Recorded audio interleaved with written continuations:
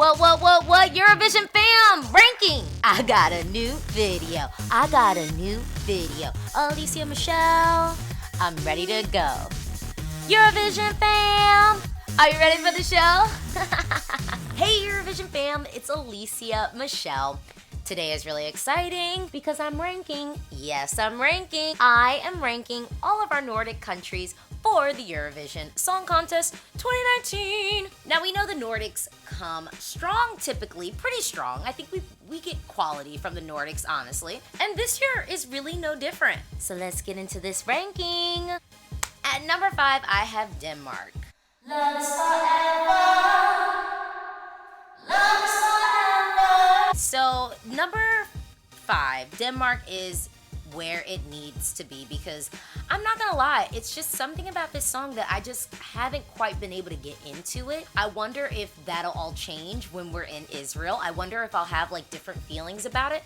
But right now, this song is kind of tricky for me because it's very sugary sweet, la la la, and I'm kind of waiting for the punch. In that line with like, you know, don't get so political is kind of supposed to be the punch, but it was something about the delivery of this performance that was a little bit like deer in headlights, a little bit like, are you really comfortable? And I just didn't feel like Leonora was selling the song in the way that we kind of needed the song to be sold. There's just something about this song that I think needs a little bit more spunk, and we're just not quite getting it. Now her vocal is great. Her vocal is very good. She is singing the notes on the page in the way that they need to be sung.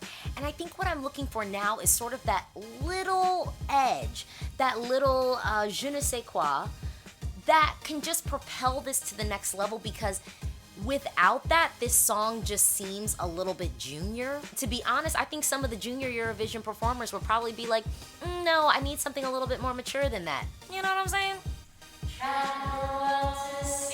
I actually really like Finland's entry this year. I think Finland is coming pretty strong. How can we go to sleep at night? I've been saying for a while that I've just been kind of waiting for like a straight up known European DJ to just like join in on the fun, and I'm excited that Darude decided to like wave the flag for Finland. I think that this song is really great. I think it's a dance song that actually has some meaning to it and some depth without being hokey and without being like super literal. I think the lyrics for the song are great. I think that the staging, we need to work on the camera angles. We definitely need to fine tune the camera angles, but I do think the staging that they have is thoughtful. I think it's different. I think Darude doesn't look like that regular guy just pressing play in the background. He looks engaged. He looks a part of the performance, which is very key. I think Sebastian is a great vocalist. I think he will sing this and execute it very, very well. I'm confident in that. I really like what Finland is giving. My only concern with the entry is the fact that Finland has been having a little bit of a hard time, and to be honest, I was really surprised when I saw the numbers for Sada Alto last year. So I am a little bit concerned with what we could potentially see in the numbers from the televote and the jury, but I really hope people don't discard this track as just like, oh, it's just like some dancey like Euro pop song, because I do think that lyrically there's some depth there, and I do think it is performed well, and I like it. It's stuck in my head. I'm just not sick of the song. I haven't gotten sick of it yet, so good job, Finland. Is it too late for love? Is it too late for love? I wanna know. Here's the thing. Sweden could be higher up for me if I had a little bit more rawness from that vocal. I need the vocal to kind of low-key come out of the choir and get into some funk and soul. There is something about this song that feels very structured and feels slightly stifled.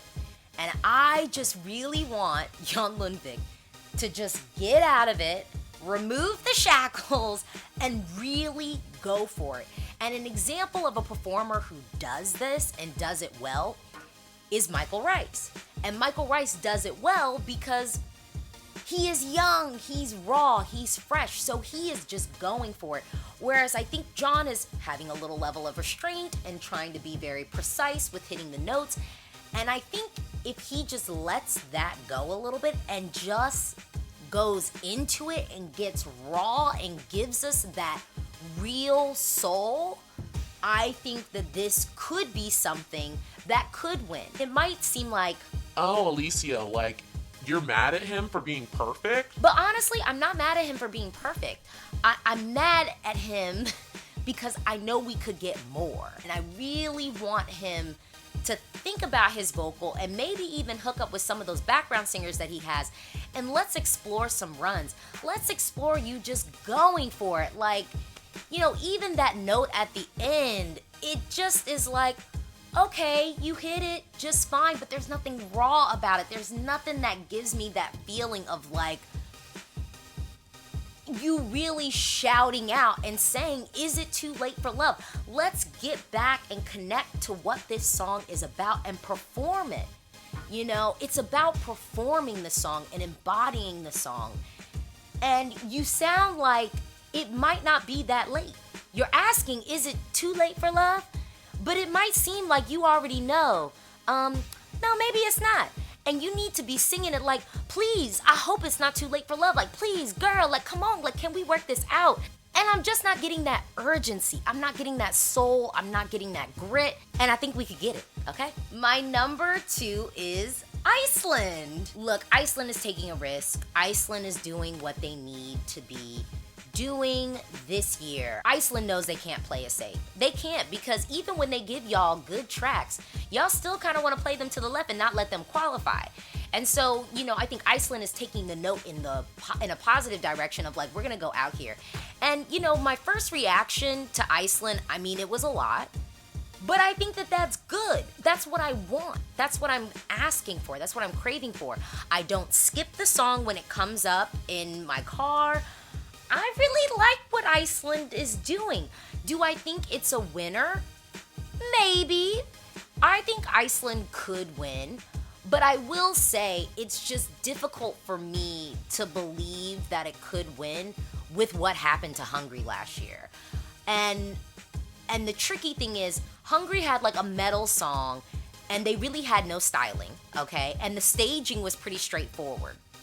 With Iceland, we do have staging, we do have styling.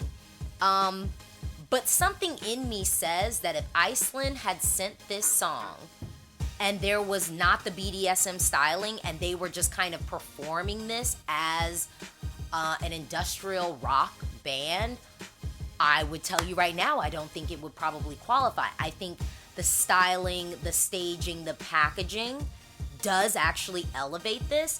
And I think it also makes it more notable and it makes it something you obviously cannot and will not forget. So I applaud that, but I also think, you know, it's just unfortunate because I do think what Hungary did last year was really, really underrated by the juries. And I am so concerned that we might get a repeat of that. But then again, to be honest, I'm not gonna lie, I think I kind of prefer what Hungary did last year to Iceland. Maybe. I don't know. I think I might have preferred Hungary's entry last year to what Iceland is giving us. But then again, they're so different. To me, what Iceland is giving us this year is, I think, most similar to like a Triana Park vibe a little bit. Not exactly, but if I had anything to really compare it to sonically, I would probably compare it a little bit to Line. Now, of course, we don't have like that industrial metal feel with Line, but definitely Triana Park had some out there staging. They definitely had a show that they put on, and it was, I would say, hardcore and hard hitting, and they had a decent running order too. I mean, they closed the semi and they still, you know, were not able to make it through. I'm just concerned for Iceland. I'm just really concerned for them. That is the country that I sort of feel like, damn, I really feel like that should be in the final, and I hope that juries just don't blanket. Because I don't think the televote will. I think the televote would get this through, but I don't know about the juries. I really, really don't know. So obviously that leaves my number 1. It's Norway! Some of you might be really shocked that I have Norway as my number 1 and that maybe I don't have Iceland or Sweden. but I will tell you why. One, I don't have Sweden as my number one, and I rank Norway higher than Sweden because, to be quite frank, there is no reason why Sweden has not given us an entry like what Norway has put together. This is a great package. We have a strong female vocalist, we have a strong male vocalist, and then we have something traditional and ethnic and a yoker. The staging is, I think, really good. I know a lot of people are saying the staging was like a little bit dark. Sure, we could lighten it up a bit, but I really like the staging. I like the fact that we had dancers. There was some intentionality behind it, and I feel like they gave me tools that I can go, okay, when you come to Israel, you're gonna have your shit together. Like, this is not gonna be a mess on stage. I fully believe that this won't be a mess on stage, and I fully believe that Norway will be in the final, and they deserve to be, and I imagine that they're gonna finish pretty high. Is Norway a winner? I don't know about that. I don't know if Norway is a winner, but I do think that this is top 10 quality and has top 10 potential for sure. Norway, I love this song. The vocal is good. The vocal of the male and female vocalists, they're good.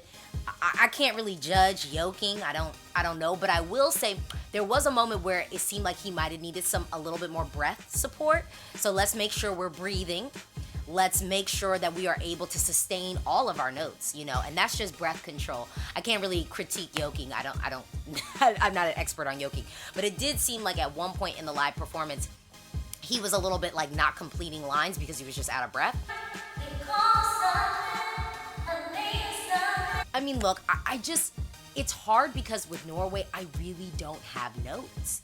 I really think that this is a great package and it's a great song, and it really is, to me, very much so embodying the spirit of Eurovision, bringing together all these different musical genres, bringing together people, cultures, and celebrating something around music. I just really do feel like it's an act that it's just Eurovision in the best way possible. Well, that's what I think. What do you think? Talk to me in the comments below. Do you agree with my comments? Talk to me in the comments below. Do you disagree with me too? That's okay. Talk to me in the comments below. This is a conversation, and you know it, I am so excited for Eurovision 2019. Bye.